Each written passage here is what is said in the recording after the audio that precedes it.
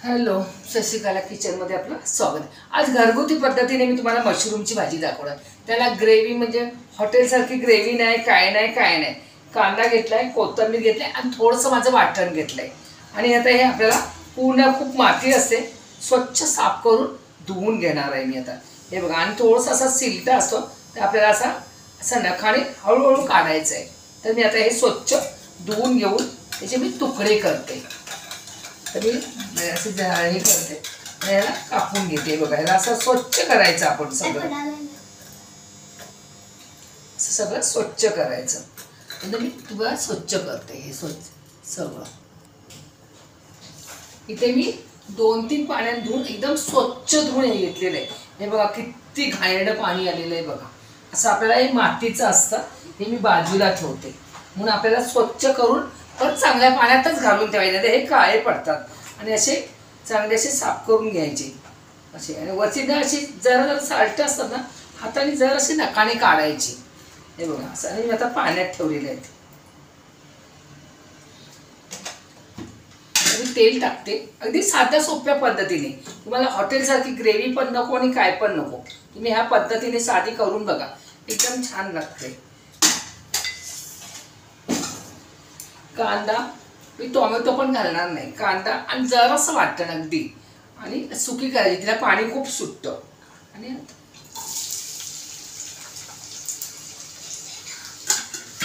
आपल्याला असं कांदा लाल करून घ्यायचा आहे. वाटण टाकायचं आणि आपला फक्त घरगुती मसाला टाकायचा. हा खूप छान होतो अशी.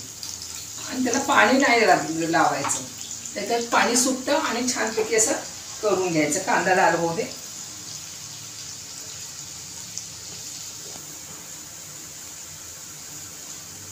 कांदा लाल झालेला आहे. आता इथे आलं लसूण पेस्ट टाकते, थोडीशी टाकायची.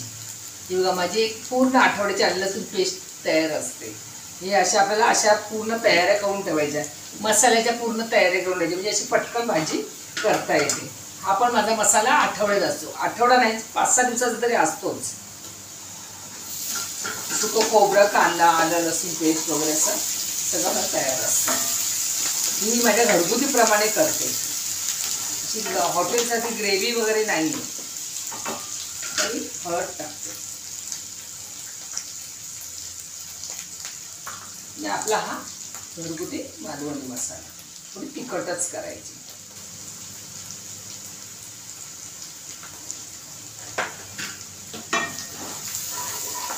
गॅस कमी कमी केलाय.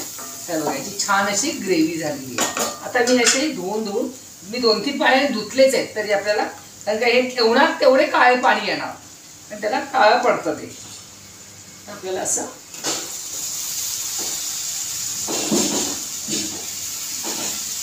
भाजी पण याची एकदम जराशीच होते. मस्त असं आपल्याला ग्रेव्हीला ह्याच्यातून हे करून घ्यायचं आहे. मी पाणी घालणारच नाही, नुसती अशी फक्त वाफेवर तिलाच पाणी किती सुटतं, वाफेवर तिला शिजवणार आहे. असं आपण सुकं मटण कसं करतो तसं करणार आहे. तुम्ही या पद्धतीने करून बघा. ग्रेव्ही टोमॅटो बिमोटोची घालण्यापेक्षा ना अशा पद्धतीने करून बघायचं. थोडंसं चवीपुरतं मीठ. भाजी कमी होणार म्हणून आपण मीठ बेताचंच घालायचं. पहिला अजिबात पाणी लावायचं नाही. आपल्याला हॉटेलसारखी ग्रेव्ही नाही करायची. आता मी याच्यावर थोडंसं झाकण ठेवते, शिजायला पण वेळ लागत नाही. तर आपण याला थोडं 5 मिनिटं चांगलं शिजवून देऊया. तोपर्यंत मी बाकीचा पसारा आवरते.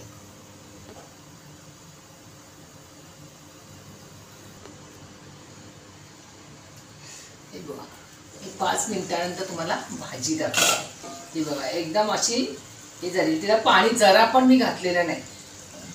दाखवते, जरा पण पाणी घातलं नाही तरी पण तिला एवढं पाणी सुटलेलं आहे. आपण जरा पण पाणी नाही घालायचं आणि अशी सुकी करायची. अगदी आपण काजूची किंवा मटणाची भाजी सुकी कशी करतो तशी. तर वरून मी अशी कोथिंबीर देखून तुम्हाला ग्रेव्हीला फेल करेल एवढी छान भाजी होते. आणि तिला शिजायला पण वेळ लागत नाही. आणि आपण 2 भाग केले ना, एकदम आवडतात ते, असे बारीक बारीक होतात. मग चला तर मी अशी बंद करते आणि माझी भाजी कशी वाटली मला कमेंट करून सांगा. नवीन असाल तर चॅनलला सबस्क्राईब करा, शेअर करा आणि बेल बटनला क्लिक करा. चला बाय बाय. आता मी गॅस बंद करते.